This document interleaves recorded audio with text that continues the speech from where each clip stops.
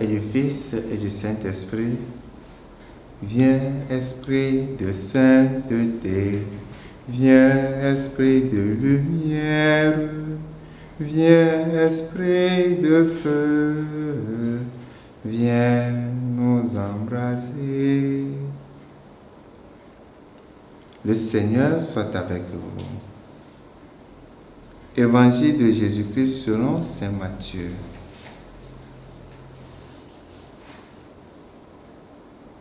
En ce temps-là, Jésus prit la parole et dit: Père, Seigneur du ciel et de la terre, je proclame ta louange. Ce que tu as caché aux sages et aux savants, tu l'as révélé aux tout petits.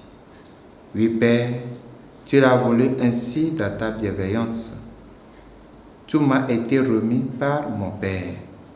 Personne ne connaît le Fils sinon le Père, et personne ne connaît le Père sinon le Fils, et celui à qui le Fils veut le révéler. Venez à moi, vous tous qui peinez sous le poids du fardeau, et moi je vous procurerai le repos. Prenez sur vous mon joug, devenez mes disciples, car je suis doux et humble de cœur, et vous trouverez le repos pour votre âme. Oui, mon joug est facile à porter et mon fardeau léger. Acclamons la parole de Dieu. Aujourd'hui, nous célébrons la solennité du Sacré-Cœur de Jésus. Pourquoi célébrer le Sacré-Cœur de Jésus? Il faut noter que le cœur a toujours été associé à l'amour, à la tendresse.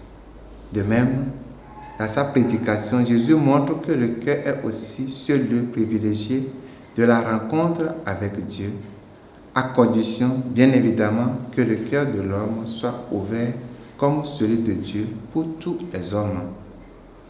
L'amour de Dieu pour nous les hommes nous permet de dire que nous avons tous une place dans le cœur de Dieu et qu'il dépend de notre libre consentement, de notre oui.